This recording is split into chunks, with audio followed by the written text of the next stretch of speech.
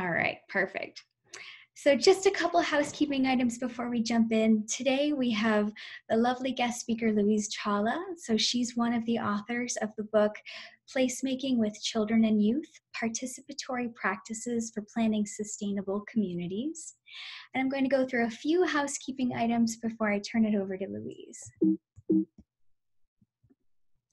All right, so if you're not familiar with the Colorado Alliance for Environmental Education and the work that we do, we are a network of environmental education providers who are working together to advance environmental education in Colorado by fostering collaboration, mobilizing support, and driving excellence.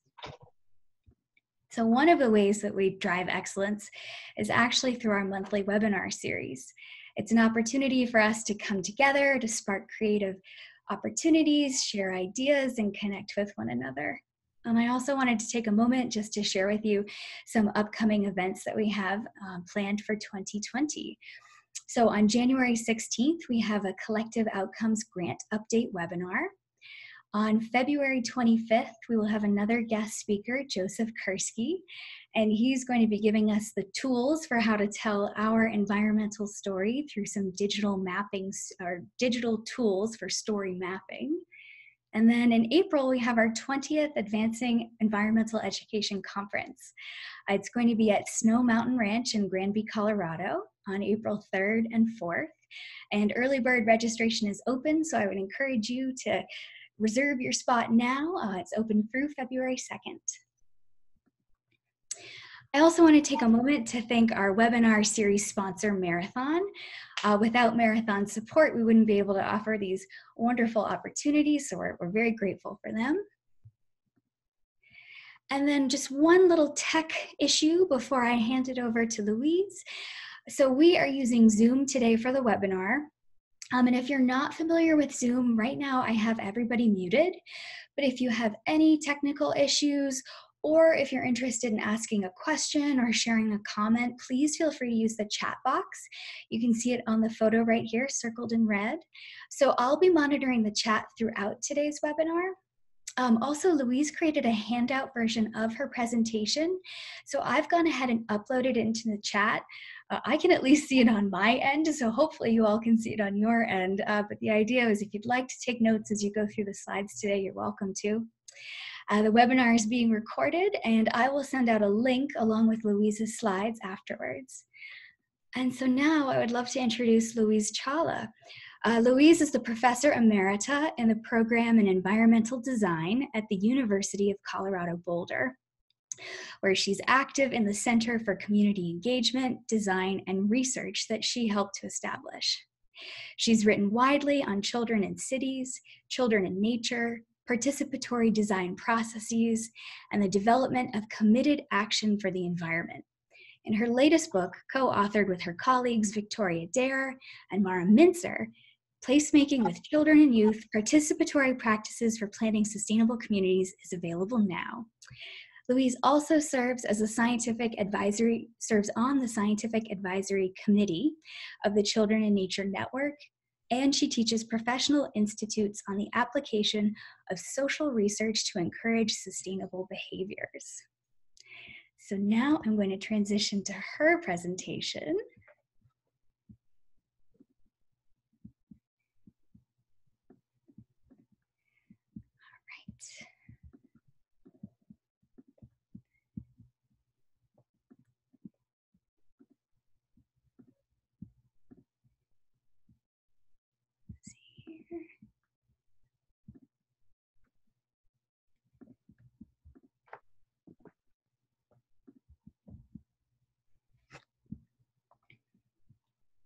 All right, Louise, I will let you take over. Okay. Now I saw it just fine a moment ago until you went to the full screen mode again. Okay, let's see if we can get. And I don't know if you can check in with the other participants if that was their experience. Yeah, I have it again. Oh, good. Well, I've got the chat box open, so hopefully everybody can see it. I guess All right. let us know right away if they can't. Okay. So I'm going to need to, we had a little bit of trouble transferring this. So I'm going to need to tell Nell to advance the slides. So you'll hear next in my presentation. But I want to say, first of all, that I'm just very grateful to the to CAEE for giving me this opportunity to talk about this book that we created together. Next now. And it is very much a co-production. And we each brought different perspectives to it. Tori Dare, who's now at California State University in Monterey Bay, but who used to work with us in our Community Engagement Center. She brings a background in forest management and ecology. I come from a background in education and child development and environmental psychology with a focus on children's experiences of the places in their lives. And Mara Mincer brings a background of leading community centers within public schools. So kind of each of us brought a different perspective. And I want to say, if you're doing place-based or project-based education, we really wrote this book with you in mind. But we also wrote the book with everyone who's engaged in environmental projects and civic education, getting students involved in real-world projects in their communities.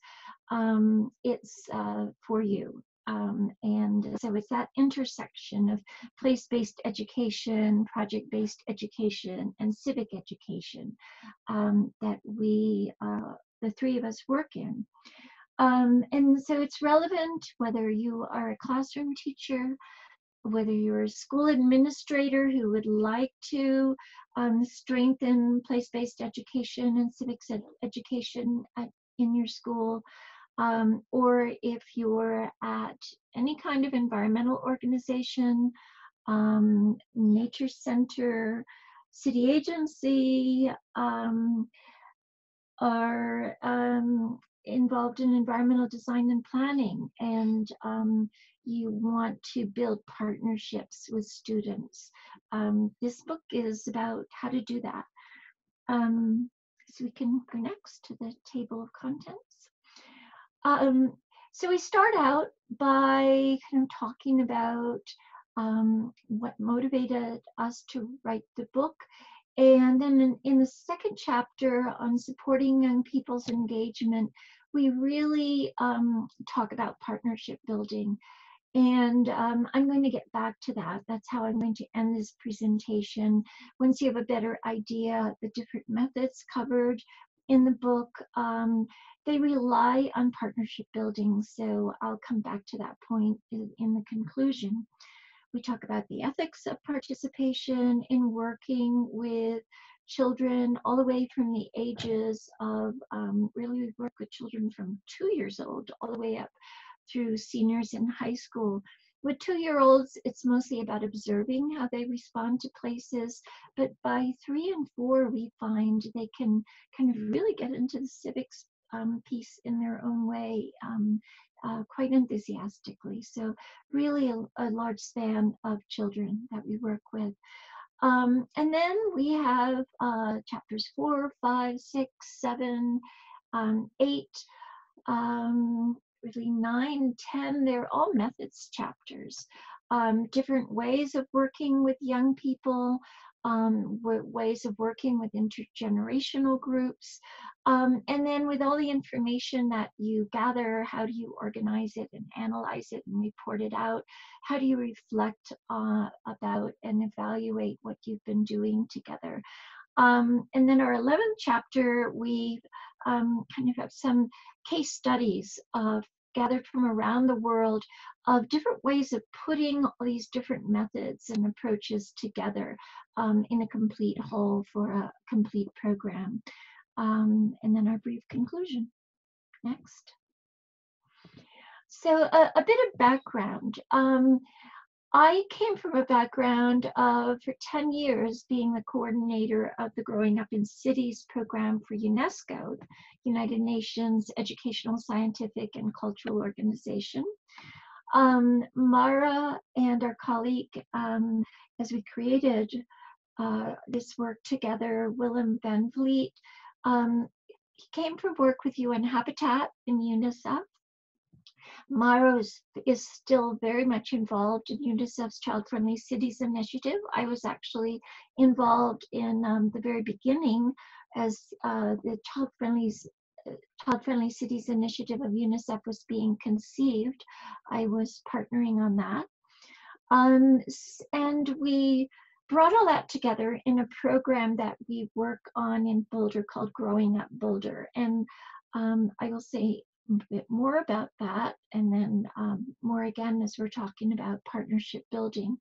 But I just want to say that the traditions that come with our backgrounds, growing up in cities really comes out of the 1960s and 1970s, a very fertile era for urban environmental education. The idea that environmental education can be about exploring built environments in cities as well as natural environments really began to bloom during that period. At the same time as we have advocacy planning in the world of urban planning, where planners wanted to go out and connect with people in communities and work with them in participatory ways to explore their communities, understand them, understand people's priorities.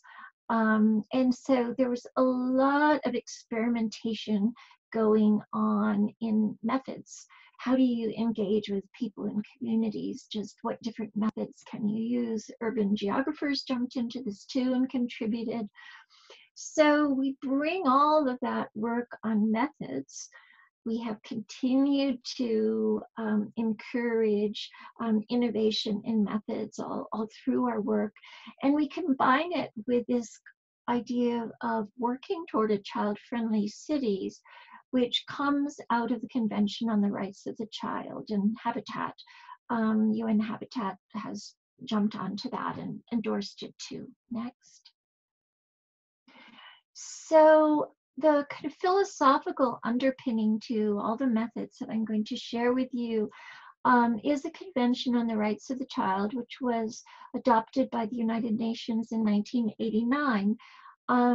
Of all of the member states in the United Nations, the United States is the only country that has not ratified the Convention on the Rights of the Child, but that's just one of many international United Nations conventions we haven't ratified. It reflects our general desire of Congress in the recent years to kind of stay out of international conventions like these. But it was paradoxically the United States which brought these civic rights to the convention drafting table. And these civic rights extend basic political rights to children, the right to express their views freely in matters that affect them, to seek and impart information through any variety of different media, to freedom of thought, conscience, and religion, and the rights of association and peaceful assembly. So rights that we really recognize as central to a democracy. And the convention extends these rights to children. Even though on the national level, the United States may not have ratified the convention, it doesn't mean that individual cities, individual schools, individual organizations that work with children cannot endorse these rights and seek to put them into practice. And putting them into practice is what you're going to see in all the different examples of participatory methods that I will share with you. Next. So we always also work with this idea of a child-friendly city, which we have brought from UNICEF, United Nations Children's Emergency Fund of the United Nations, which is about taking all of these articles in the Convention on the Rights of the Child and implementing them. What does it mean to implement children's rights in local government?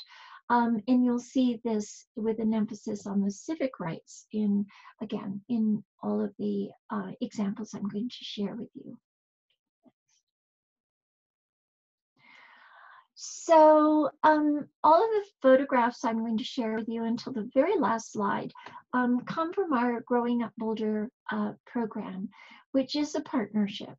And so it is all about working with young people wherever they are in Boulder Valley School District. The school district is one of our major partners. In after-school organizations, out-of-school organizations. We target at least half of our programs to children who are typically underrepresented, children from families that are typically underrepresented in civic processes, children from immigrant families who are still learning English here, from low-income families, in many cases in Boulder, that's Latino families, from children with disabilities.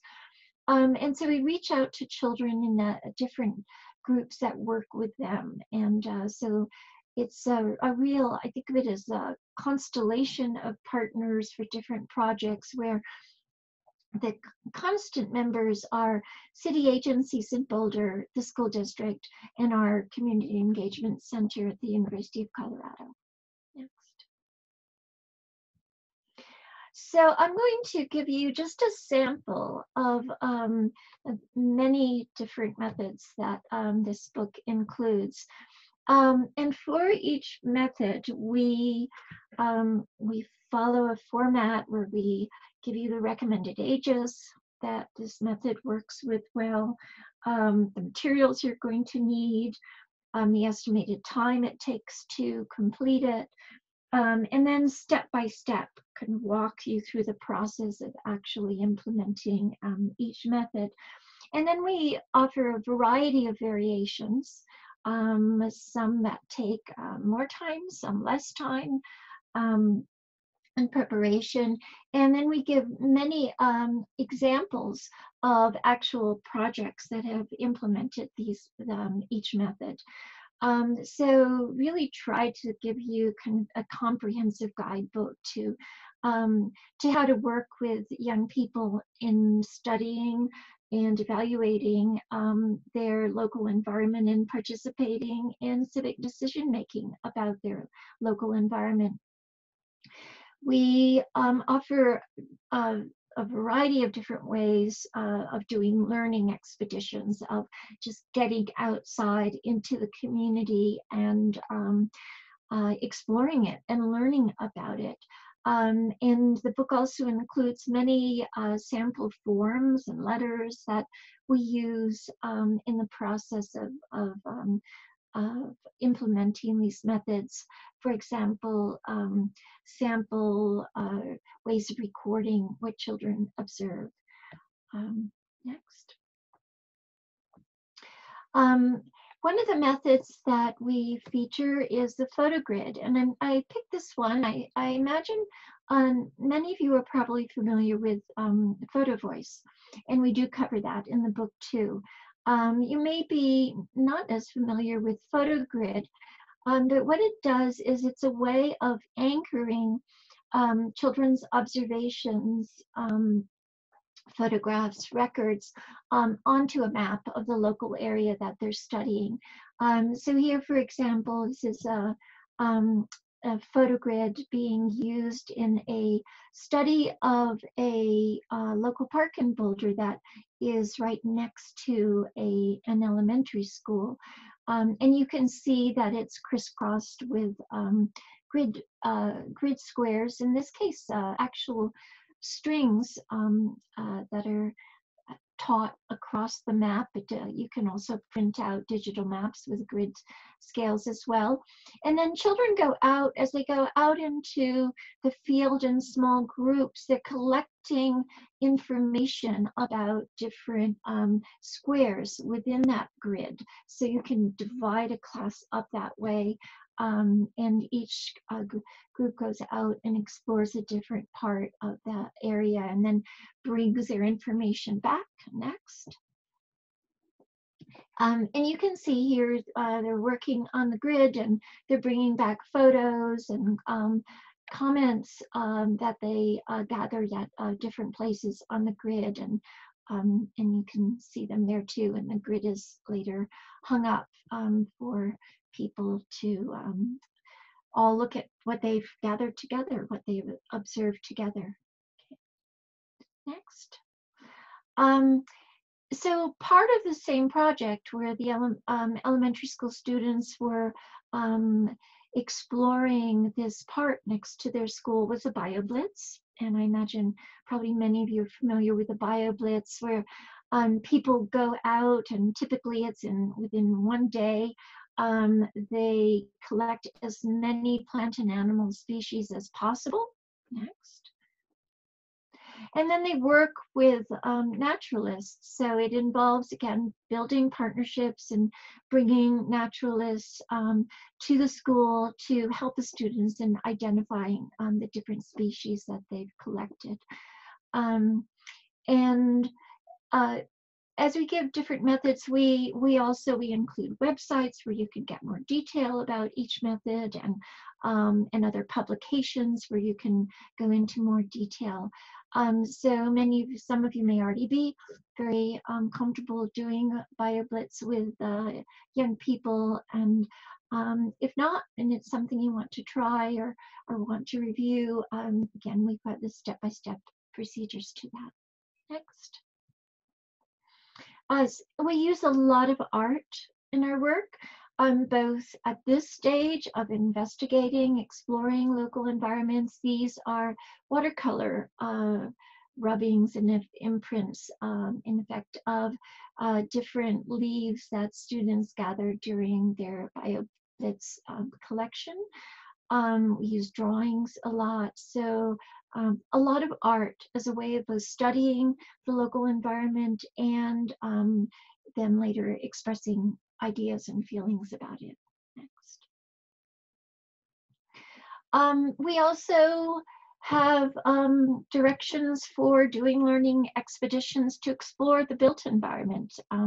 These are elementary school students heading out to do they've been given a task by the city, the Department of Planning, of recommending what are the kind of key services and resources that children and their families need within 15 minutes of their home to create 15-minute walking neighborhoods. So City of Boulder really wants to encourage more walking, less driving.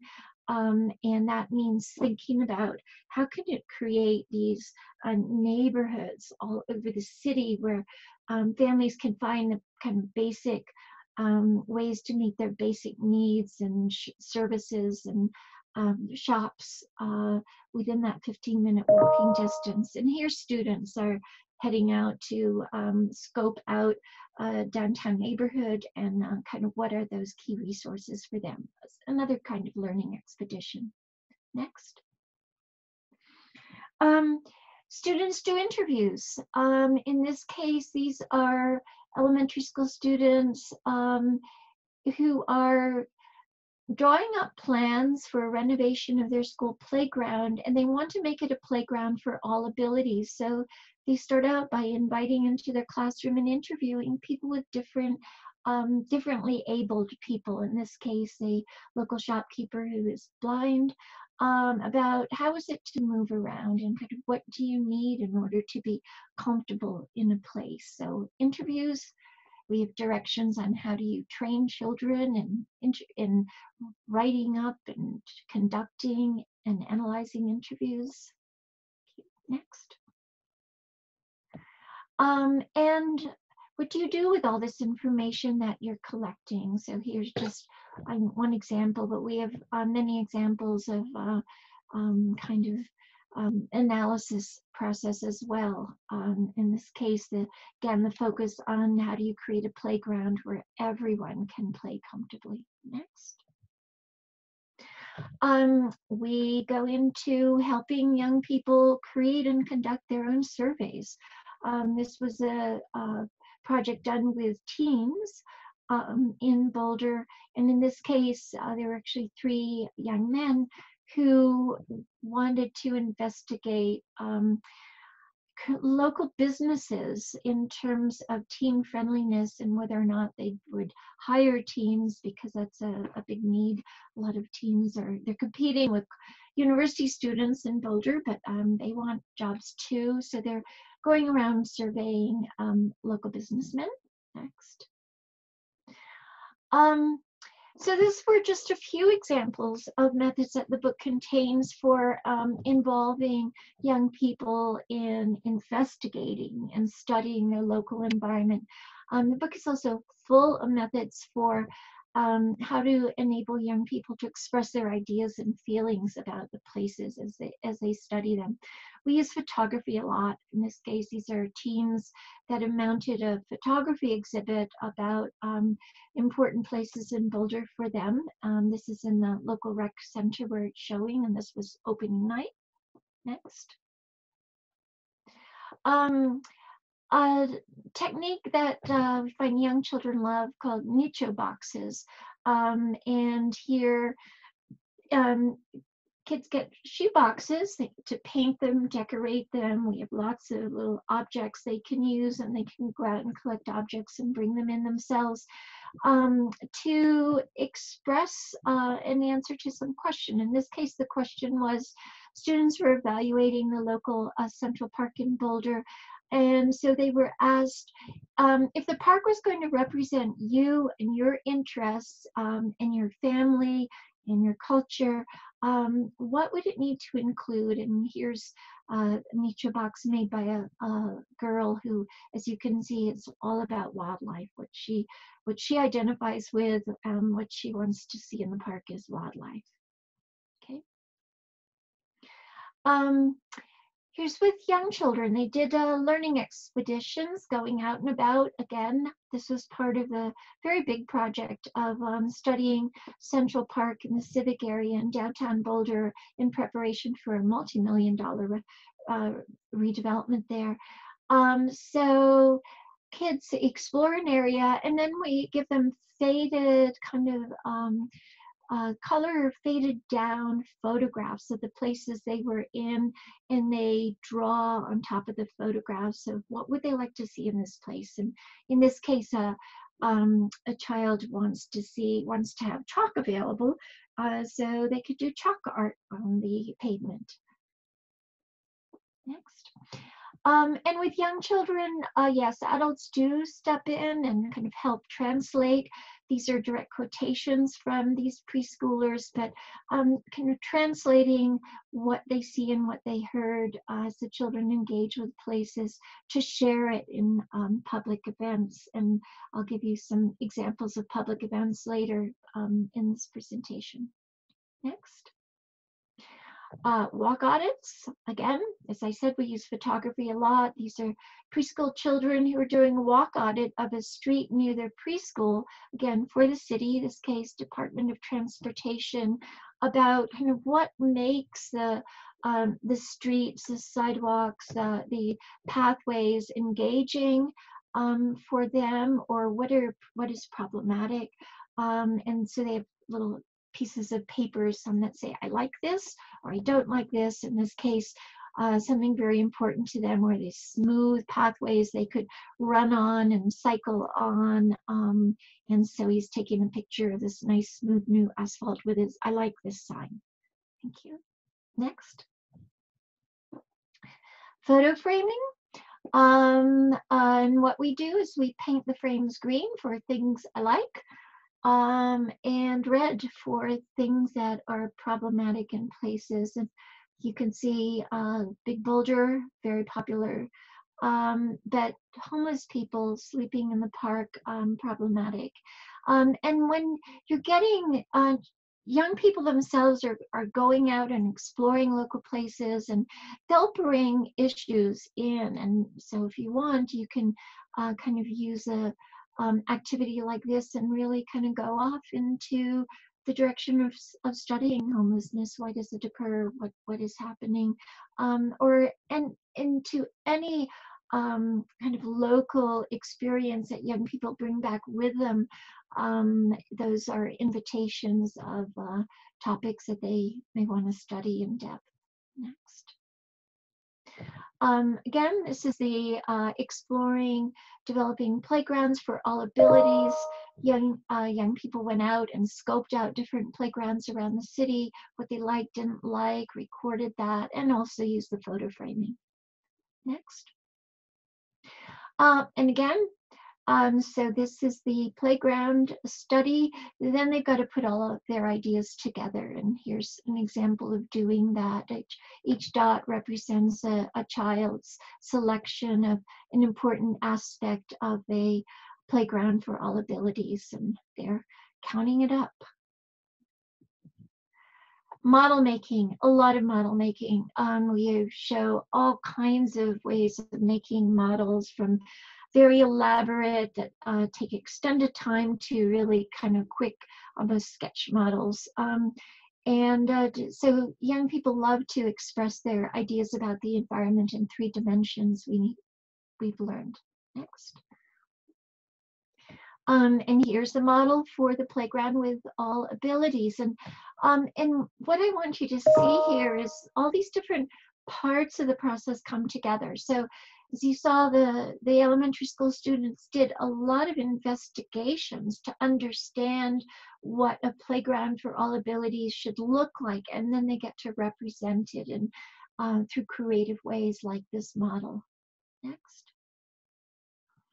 Or here, this is the elementary school classrooms that were studying the park next to their school.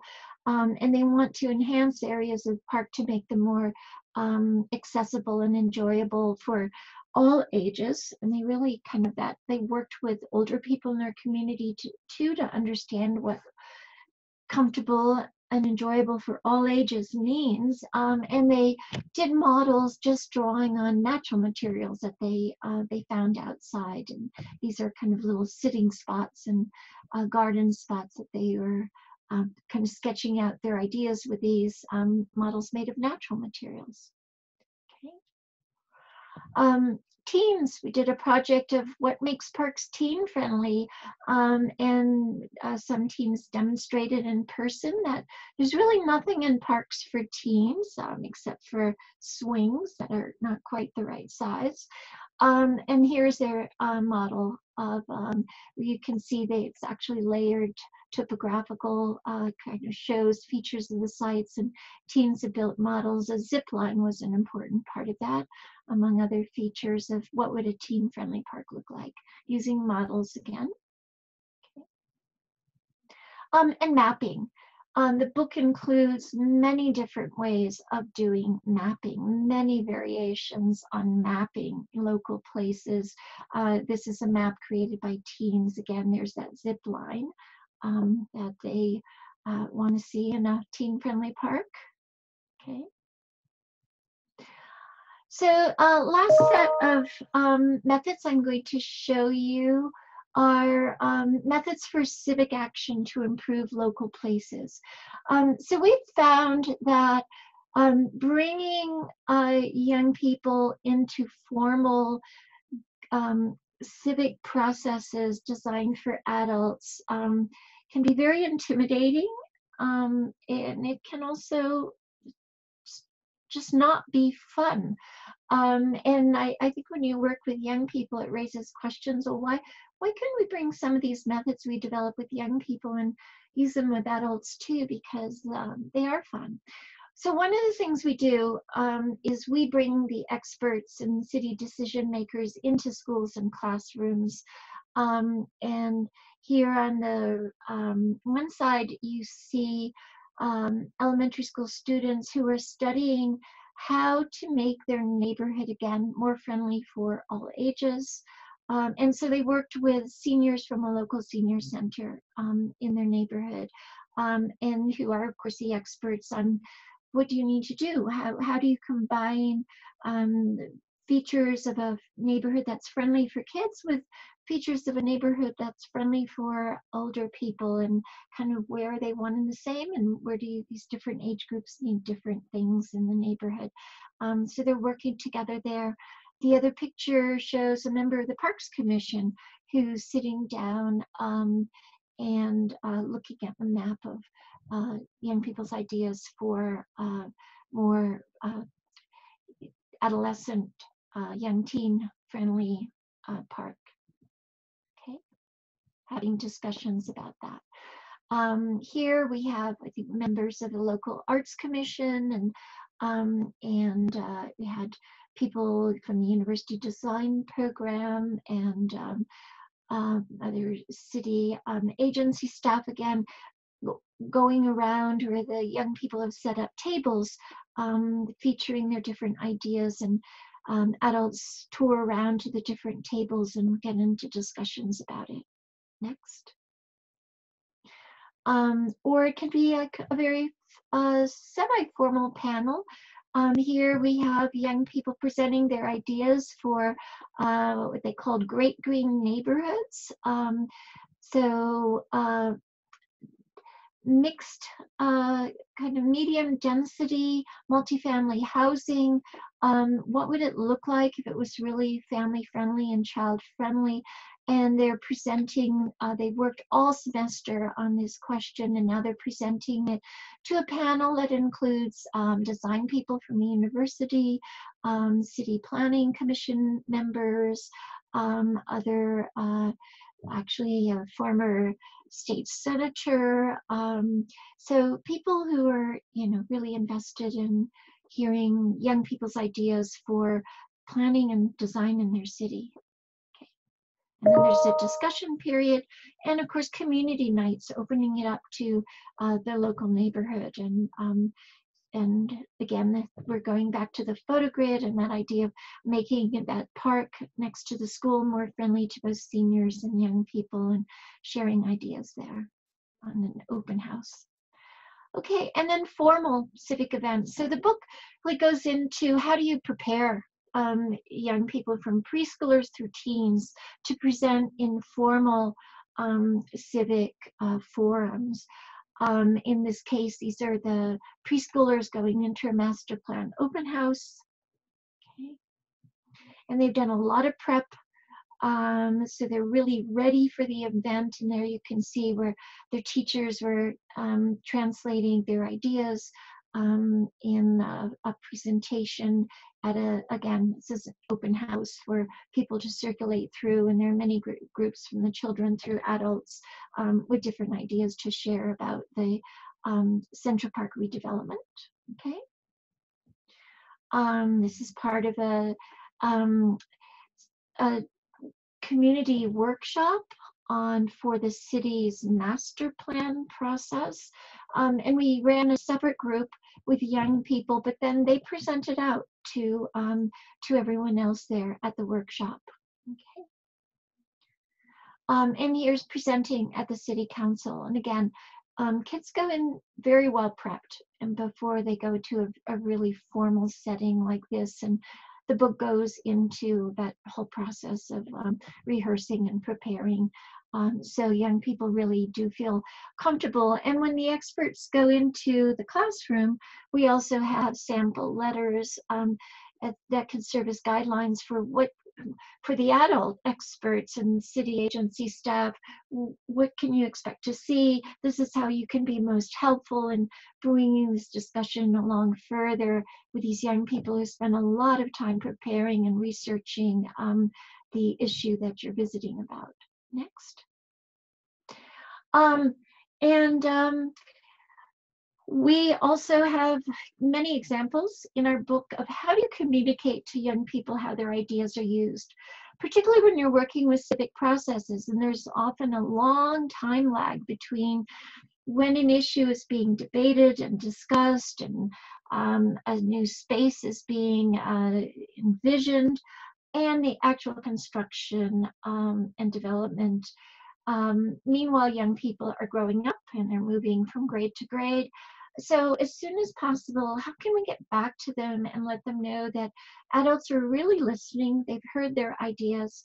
So we use graphics a lot. In this case, this is a sketch that integrates a lot of ideas that came out from elementary and preschool and middle school and high school students too, about the redevelopment of our Central Park in Boulder.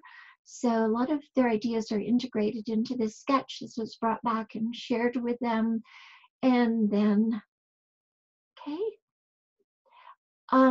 Here is the actual newly constructed spaces. And if you compared that with a sketch and you compared the sketch with young people's suggestions, you'd see a lot of ideas that are actually realized here. And we keep track as much as we can of young people as they're moving on, so we can bring them back for kind of opening day events when places that they have influenced with their ideas are unveiled for the public. And so we do that follow-up too, and talk about that tracking, setting up tracking processes. Okay. Okay, so I want to close. We open it up then for your questions. But on this idea of partnership building again, you know, we've been able to do a lot because we've got 3 pretty powerful, influential core partners in our Growing Up Boulder project, which seeded many of the methods and ideas in our book. That, as I said, we also drew on examples from all over the world that you'll find in the book as well. But we've really learned to work with many other community groups, and when I say these are kind of constellations of partners, depending on what a project is about and what's relevant to the different partner members, I use that in the sense that constellations kind of shift and reform. So we draw on different partners out there in the community, depending on what the project is. If it's going to involve a lot of art, for example, we'll reach out to the museum, we'll reach out to different art groups in the community.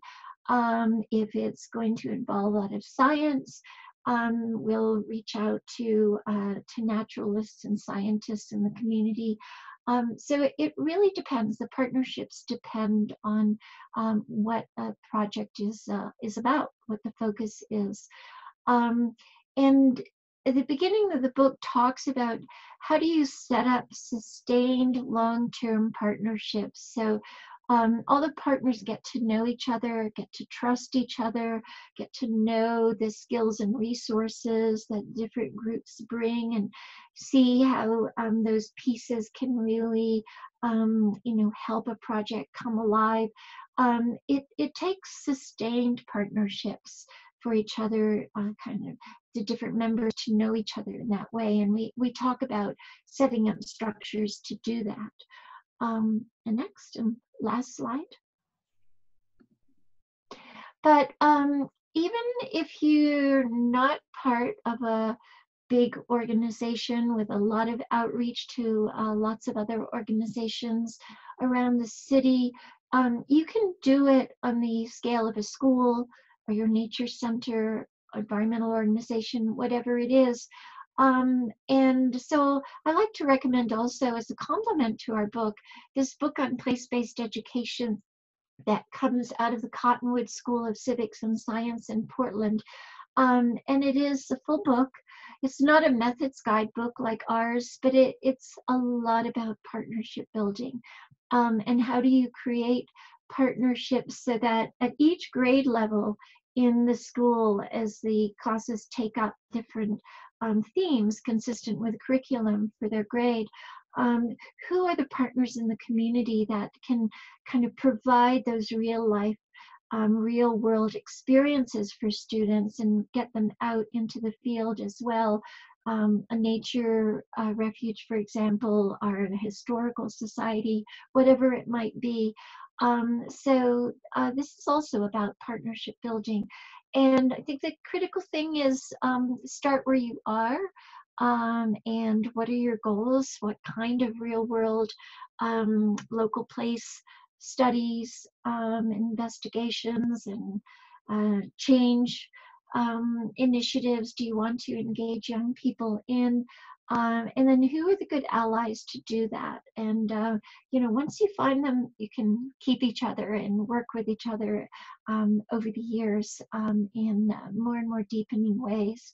So I would love to hear your questions now, and I would love to hear your thoughts as well about, how do you do this kind of partnership to be able to get out into the field with young people from whatever base you are, whatever type of learning organization you're in. So I'd like to turn it over to you now as participants in this webinar.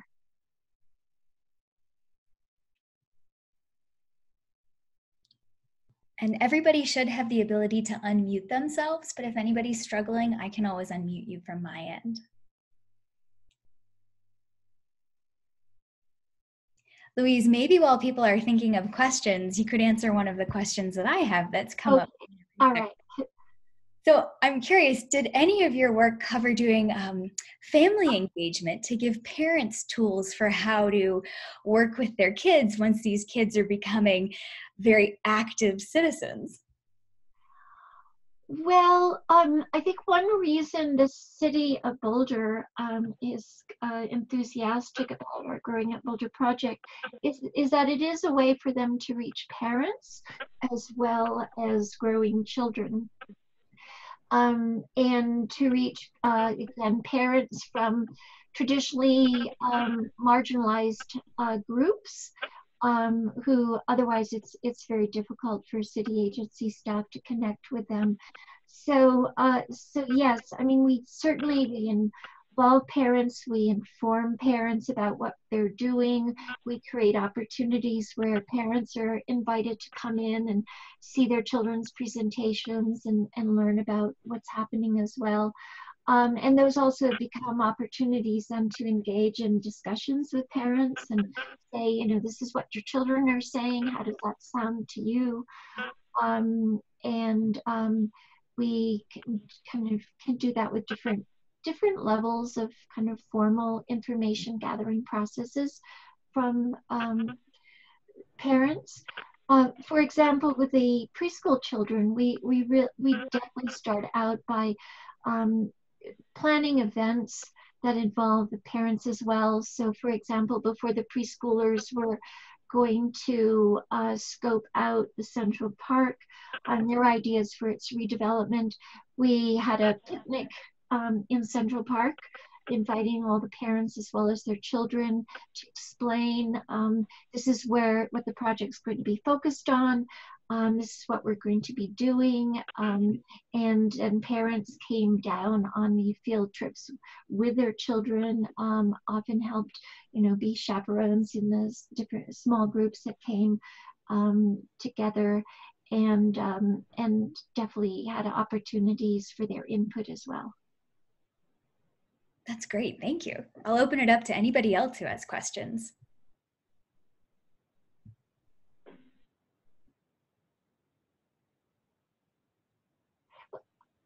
And I have a question if anyone wants to kind of jump in on this in the chat room.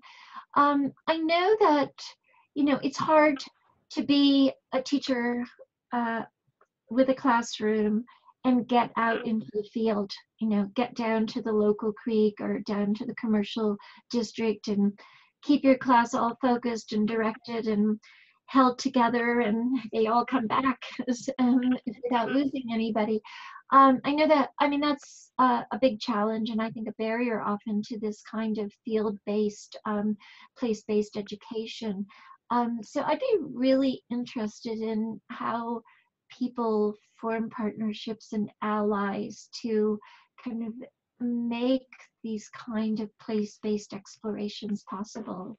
Anyone wants to chime in on that theme in the chat room, as well as in addition to any questions people may have for me.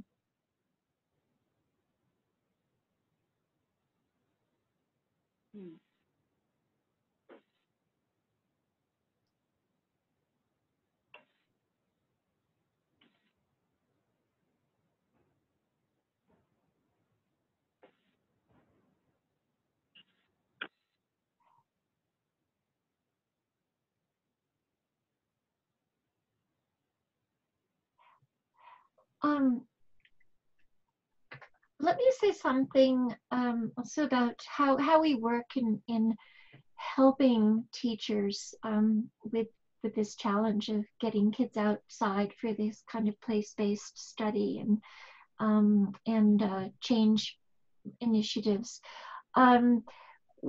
We from our side in our community engagement center at, in CU Boulder, we are very fortunate to be able to use design interns who are undergraduate and occasionally also graduate students who can go into the classrooms and be support for teachers. But we also have a system of what we call teacher affiliates, where we have 2 part-time staff in Growing Up Boulder, and they'll go into a classroom in saying, these are initiatives underway in the city for redeveloping neighborhoods or our parks. And the city would love to have information from children and families about what they would like to see in these redeveloped places. And then we invite teachers, send the word out who would like to take this as a real world experience for their class. And then go into the classroom, introduce it, explain it, and then go in kind of repeatedly at different moments during the term to provide technical support and just the support of having, more than one person there, for example, when you're going out and doing field trips. And then kind of we'll continue to do that with teachers that are really interested in this process, but kind of providing less and less in-person presence until teachers really feel comfortable with these place-based expeditions and explorations and preparing their children to talk in public events and all these different parts of the process. At that point, really all that we need to do from our Growing Up Boulder staff side is send out word to teachers, hear opportunities for real world experiences, working with city agencies. Do any of these ideas interest you? And teachers answer back, yes, I'd love to involve my kids in this kind of real world learning. And then connect them with, say, staff in different city agencies or other partner organizations, like maybe an arts-based group, an artist who will come into the schools, or local scientists who can come in, and we'll make those connections for them. And then, but the teachers are really ready to run with it at that point. All they need are having those connections made.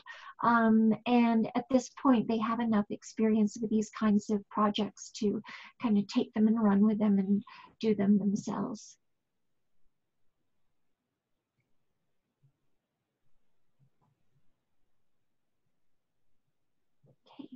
Louise, I have another question for you. Okay. So a lot of the CAEE community of educators are informal educators who teach in museums or nature centers. And so I'm curious if any of your work has focused on basing this out of a museum as opposed to a classroom. Yes, and I've been emphasizing classrooms, thinking that most of the CAE members are maybe classroom teachers, and but I actually don't know exactly what the breakdown of your membership is. But Yes, in many cases, our projects are actually run through out-of-school programs, and those out-of-school programs could be based anywhere.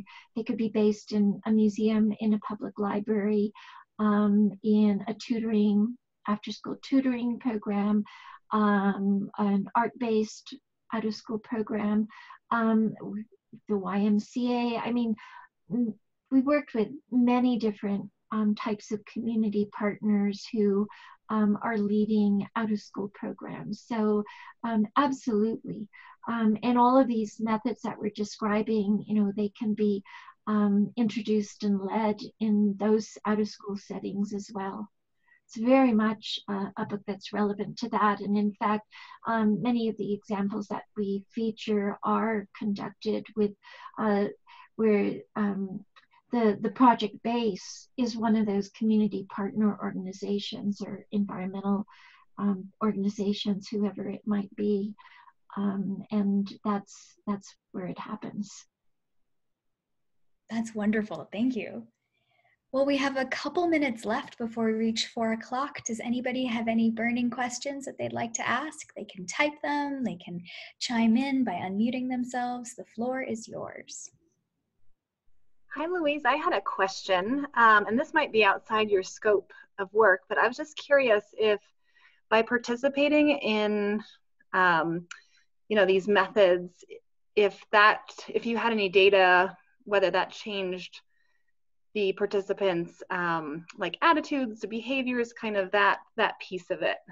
We do, and we have a whole chapter on project evaluation, from just discussions, kind of maybe how to structure discussions with the organizations that are leading these projects, but also we actually share short questionnaires that we use with young people, and how to examples of analyzing them for people who want to do that. And what we've learned, and these are great, they're kind of formative evaluations as well. For example, we always ask questions about whether or not you think adults are interested in your ideas, whether or not you think adults will listen to your ideas. Do you think they'll do anything with your ideas?